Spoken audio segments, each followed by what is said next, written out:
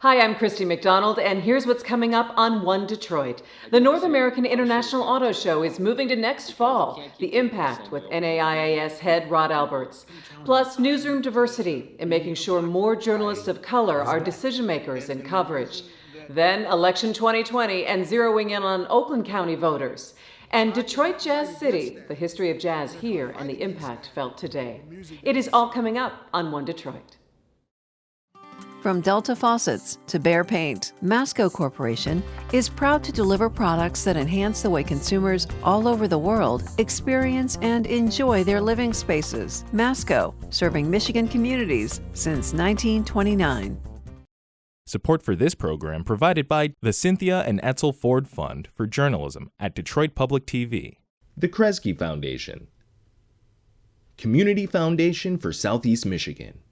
The DTE Foundation is a proud sponsor of Detroit Public TV, among the state's largest foundations committed to Michigan-focused giving. We support organizations that are doing exceptional work in our state. Visit dtefoundation.com to learn more. Business Leaders for Michigan, dedicated to making Michigan a top 10 state for jobs, personal income, and a healthy economy. Nissan Foundation, Ally, and viewers like you.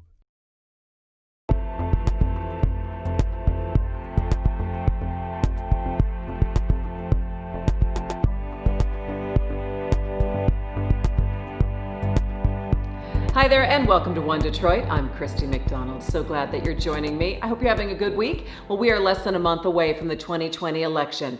COVID, healthcare, the economy, jobs, so many factors that voters are faced with. We wanted to get a closer look at the changing demographics in Southeast Michigan and how that could impact the vote. We've taken a look at each county, and this show we are zeroing in on Oakland County.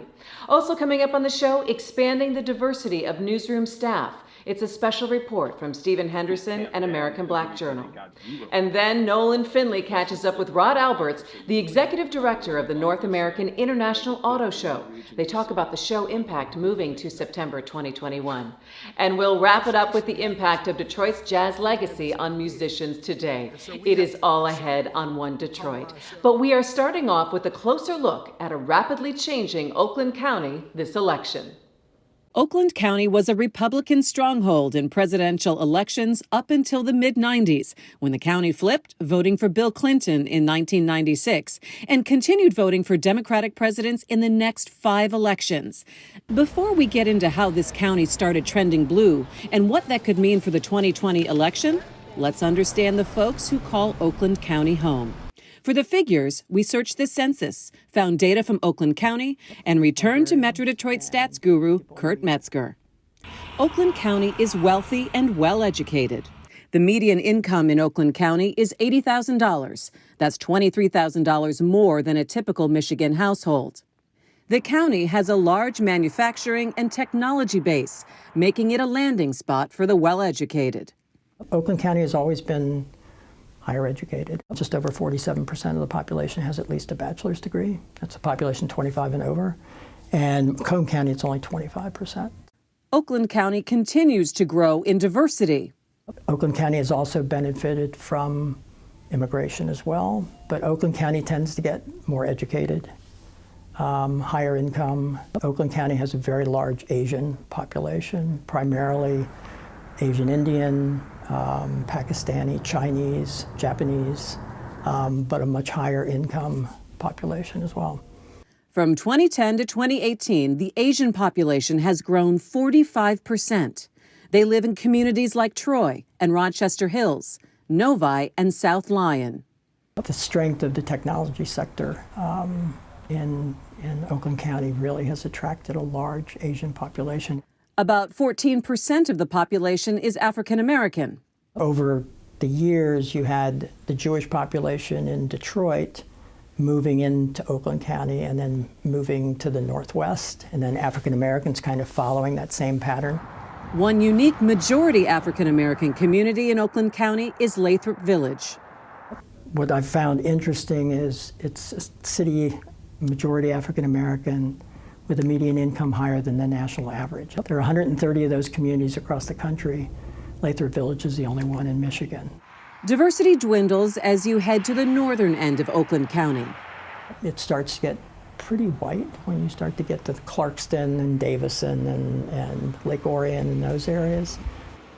Upscale white population, but tends to be, in many ways, kind of a population that has separated itself from Detroit. Head back down to the Woodward Corridor and you find many young people. A lot of small communities with downtowns. You're seeing tremendous resurgence when you look at communities like Ferndale and Royal Oak and Clawson and Berkeley. All these are seeing tremendous growth, a lot of building going on. But despite the resurgence, Oakland County is bracing for an aging population. We're projecting that in 2025, there'll be more people 65 and over in Oakland County than 18 and under. And that'll be the first county to do that. Nationally, it's supposed to happen 10 years later. Okay, so those are the numbers on education, diversity, and age. In a moment, you'll hear how each play a part in the changing political landscape of Oakland County. So let's recall what happened in the midterm elections. Voter turnout was high. 65% of voters cast ballots. Oakland County saw a powerful blue wave. Voters helped flip formerly Republican-held congressional seats, choosing Democrats Alyssa Slotkin and Haley Stevens, and helped elect Democratic Governor Gretchen Whitmer. Republicans lost power county-wide. For the first time in decades, Democrats won the offices of prosecutor, treasurer, clerk, water resources commissioner, and gained a majority on the county board of commissioners. After L. Brooks Patterson passed away last year, Democrat David Coulter was appointed county executive. Patterson had held the office since 1992. Michigan pollster Ed Sarpolis argues one reason behind the blue wave is the second generation of immigrants who now vote. You see that multiculturalism because now those people of color and cultures are now voting. Their parents may not have learned the English language or may not have voted, but now their children who have now been here and educated, they're now voting. That's the big difference. Another key voting bloc, suburban women. So what's changing is now you have all these college-educated women, young and old. They're concerned about their careers and they're concerned about their kids. Now you're having a blend of women who are conservative on some issues, but they haven't lost their moderate views on social issues. Democratic pollster Stan Greenberg spoke with college-educated women in Oakland County. What he found surprised him. The suburban women, sounded like base Democrats. And they were upset about the racism, they were upset about the anti-immigrant sentiment and the encouragement of racist and violent behavior that was taking place in the country. They were upset with what was happening with guns, all of which they think the president was encouraging. The suburban rebellion against Trump is pretty profound. I'm in awe of it. There's a women's tsunami coming that's playing out across every segment. It's strongest amongst the college-educated and suburban women. They're leading it, and they're very conscious of the fact that they're leading it going forward into 2020, and that would change everything. And we have a closer look at Macomb County and Wayne, and to see those and all of our Election 2020 coverage, just head to our website at onedetroitpbs.org. All right, turning now to American Black Journal and their series called Do Black Lives Matter in America? This week, the focus is on news coverage of the Black Lives Matter protests and the amount of diversity, or lack thereof, in newsrooms around the country. First, One Detroit associate producer Will Glover takes a look at the coverage. Then Stephen Henderson goes one-on-one with USA Today managing editor Michael McCarter. Historically, Black Americans are underrepresented in decision-making positions in one of the country's most important institutions, the news media. But why does it remain this way? Is it denial and unawareness of the status quo? Here's Vincent McCraw, president of the Detroit branch of the National Association of Black Journalists. Unfortunately, over the years, I think it's a little of both. I think newsrooms have been in denial for a long time.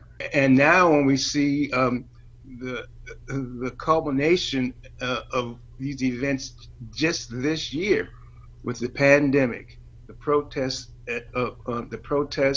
and some violence related to racial justice issues around the country, and even this election now, it's even more important that the voices of journalists, Black journalists in particular, and people of color, be in these newsrooms, not only just in reporting positions, but in the news-making, decision-making positions. Objective observation is a cornerstone of journalism.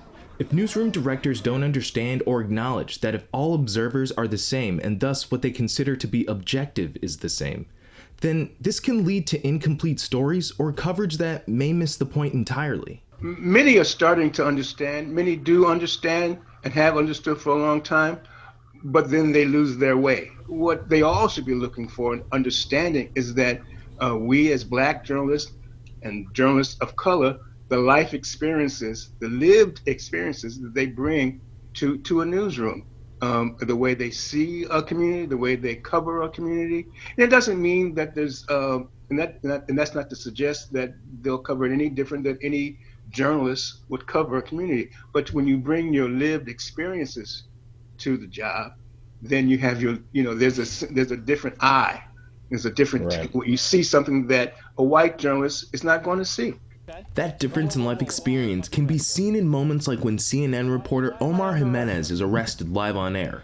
The anchor doesn't address the fact that the police arrest people with little to no explanation regularly, an observed truth in the Black community. We don't know why they're being arrested. They're not being given any explanation, as far as we can hear, for why they're being arrested.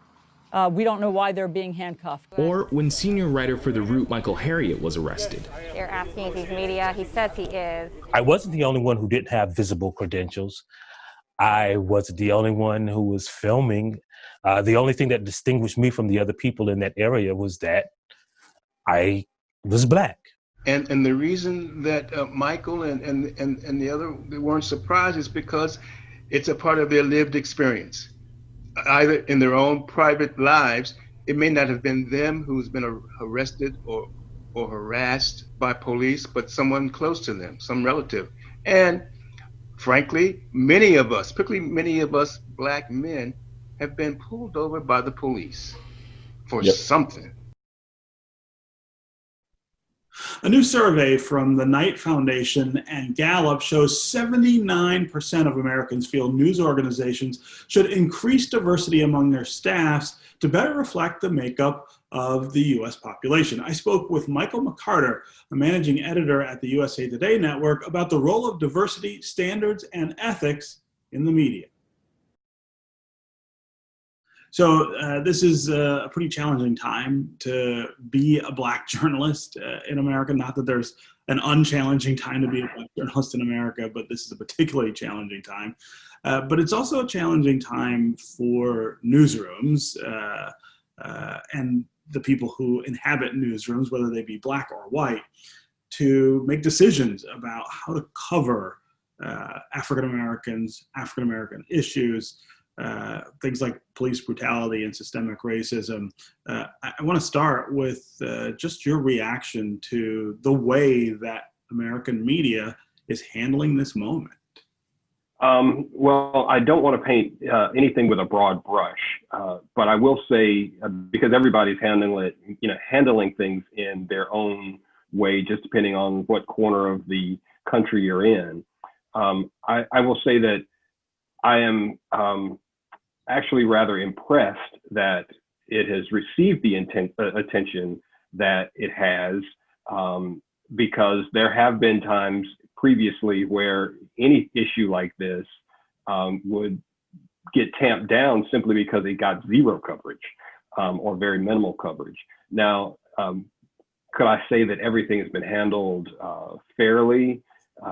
No, absolutely not. There are some markets where sometimes you can see bias seep into some of the coverage. But overall, I am impressed, especially because it's been 90 days, more than 90 days, and the coverage is still there. It hasn't gone away. The flavor, it hasn't been one of those flavor of the week, and they've moved on to the next thing. Yeah, you and I have worked in newsrooms a long time, and so we know how things work and how decisions get made. But give our viewers a sense of the way in which these issues get discussed and sort of debated in newsrooms as you're thinking about coverage, and how prominent Black voices are in those discussions and in those decisions? Well, again, it depends on what newsroom you're in and what company you work for and what part of the country you're in.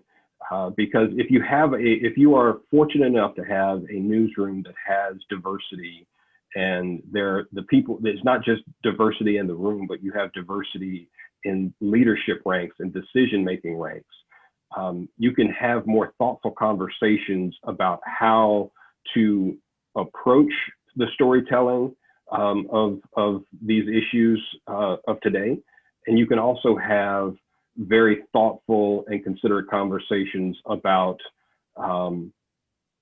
once the reporters come back about how these stories are going to be presented. And for more on our series, Do Black Lives Matter in America, just head to onedetroitpbs.org. Well, we just got news that the North American International Auto Show is moving to September next year. It was supposed to happen this past June from its original long-time date of every January. Well, COVID changed all of that. And Nolan Finley talked with NAIAS Executive Director Rod Alberts about why September and how Detroit fits in with the rest of the auto show circuit. Rod Alberts, Executive Director of the Detroit Auto Dealers Association, sponsors of the North American International Auto Show. Welcome to One Detroit. Thanks, Nolan. It's great being here. You've moved the show one more time, the date of the show one more time. What's the reason for the move, Rod? The last week of September. Okay. Mm-hmm. Which will be the beginning of press days and then run into October. The following years, from there on out, it's going to be moving 1 week more into September. So we'll be the entire latter part of the month. And the whole idea, again, is, LA made a move, which is a little bit shocking. The maneuver, I didn't really understand why they would do such. But moving between New York and our show in the spring really didn't help out the manufacturer. So we took a close look. We got a great relationship with the TCEF Center and Claude and Larry Alexander and the gang over there. They were flexible in working with us, and we want to make sure we can bring the show back and do it the right way when all this thing clears with the pandemic. And moving to the fall really is a great opportunity. It's a sweet spot in the calendar, a lot of product coming out, and we just didn't want to miss the moment. So Rod, you're going to be able to do everything then you had thought you'd be able to do in the summertime, not going to impact the plans you've already made? No, it's really the best of all worlds. We're going to be able to have the outdoor activations and putting people in cars and showing off technologies from all the great startups in Detroit and the region, but around the world. But the whole idea of being able to do it in September, being the kickoff to the season, having product on the show floor too, that'll be coming out very soon or in the dealer showrooms already. So from bringing people in and being maybe the Olympics of events of its kind for a car show, we really got a great opportunity here, and we got to do it the right way and truly showing off Detroit in the month of September. Look at it right now. You really can't beat this. You can't. This is extraordinary weather. Are auto shows still relevant? I mean, we see manufacturers now staging these big internet events to reveal their product. Are places like the North American International Auto Show still relevant for big product reveals?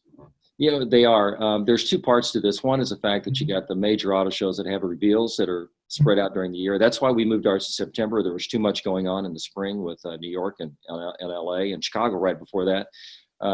The other is you take these major cities. There's 65 auto shows around the U.S. during the year. And there's a season of auto shows from September to June. This is where people go and look at the product, and you have so many different choices now. You got 300 different product that you can choose from and technologies. Auto shows are the one place you can go and test it all out. Mobility is such a big deal now, and the evolution of it, and there's so much more to see.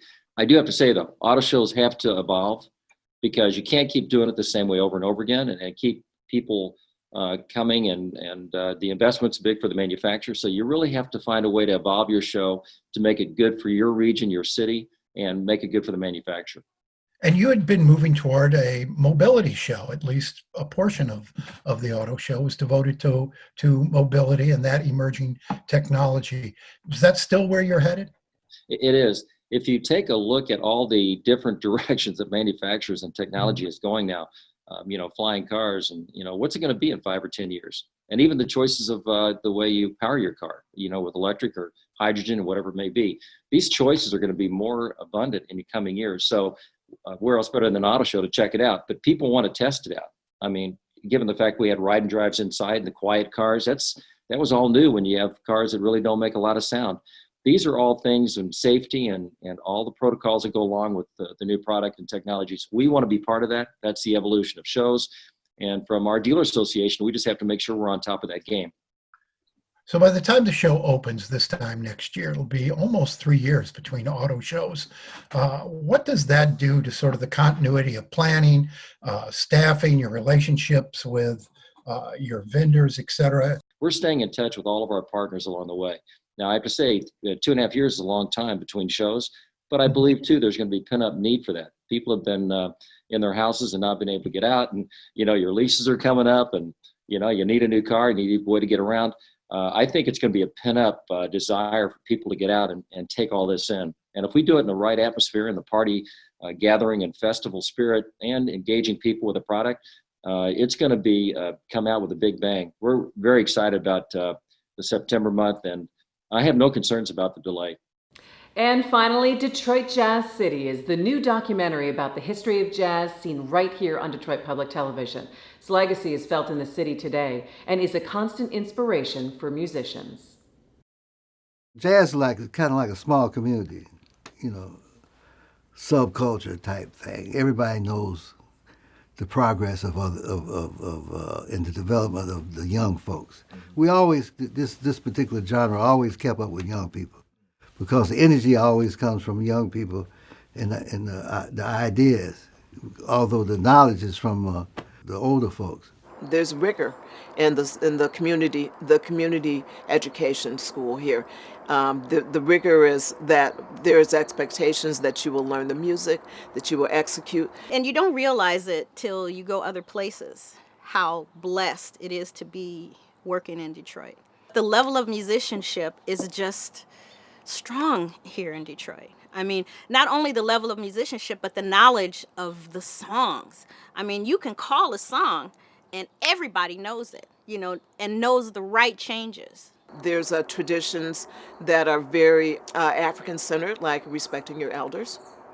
And I think those things to me are really are very precious, and they're the things that really make the community what it is. Barry's lessons also went beyond music. Charles McPherson, alto saxophone player, tells a story about when Charles was 15, 16 years old, had begun going over to Barry's house to study. One day Barry saw that he had his report card, and Barry said, "Charles, I see you have your report card, can I see that?" And Charles says, "Yeah, sure." So he gives it to him, and Barry looks at the report card, kind of furrows his brow, and he looks up at Charles and he says, "Well, I see you've got all C's here." And Charles sort of offhandedly says, "Well, yeah, I guess I'm just average." And Barry really lit into him. And he said, "Look, man, you cannot be average and play this music. Your heroes, Charlie Parker, Bud Powell, Dizzy Gillespie, Thelonious Monk, these are not average men. You got to get it together." And Charles says that talk really changed his life. He shaped up, started reading, made the honor roll. We should remember that the lessons of people like Barry Harris and teachers, music teachers, sometimes go way beyond music. All the skills that you learn in jazz, you could run a Fortune 500 company, because you have to deal with so many personalities, and you have to accept the independent mind and thinking and openness of other people to be able to play. And in order to play with another person, perform with another person, you have to evaluate and negotiate all the time. Sometimes when I'm playing with a drummer, they're not going to play in my time. So they just kind of play. They're the boss. So I can fight against that. And if I fight against that, the music doesn't sound good. But if I agree, I have to let go of my ego and agree. And that negotiation happens in the first 3 minutes of the gig. And so we have to, at some point, humble ourselves to the music. So if the drummer is feeling better than me, I go with them. But generally, if I'm making it feel better than them, they go with me. And so that's a negotiation that you have to do in real time. I've been in meetings with people where people have their way they think about it. And I said, well, let me hear your perspective. And sometimes they win me over, but sometimes I'm able to sway them with what I'm thinking because I listen to them. And being a bass player, you're in the middle of everything. So you have to listen. Listening is the key to leadership, because it doesn't have to be your idea, it just has to be a good idea. And for more on the documentary Detroit Jazz City, just head to onedetroitpbs.org. And if you like stories like that, get your arts and culture fix on Monday nights at 7:30 for our show, One Detroit Arts and Culture. Performances, interviews, music, we will have it all. That's Mondays at 7:30 p.m. But that's going to do it for us now. Have a great weekend. I will see you next time. Take care. You can find more at onedetroitpbs.org or subscribe to our social media channels and sign up for our One Detroit newsletter. From Delta Faucets to Behr Paint, Masco Corporation is proud to deliver products that enhance the way consumers all over the world experience and enjoy their living spaces. Masco, serving Michigan communities since 1929. Support for this program provided by the Cynthia and Etzel Ford Fund for Journalism at Detroit Public TV, the Kresge Foundation, Community Foundation for Southeast Michigan. The DTE Foundation is a proud sponsor of Detroit Public TV, among the state's largest foundations committed to Michigan-focused giving. We support organizations that are doing exceptional work in our state. Visit dtefoundation.com to learn more. Business Leaders for Michigan, dedicated to making Michigan a top 10 state for jobs, personal income, and a healthy economy. Nissan Foundation, Ally, and viewers like you.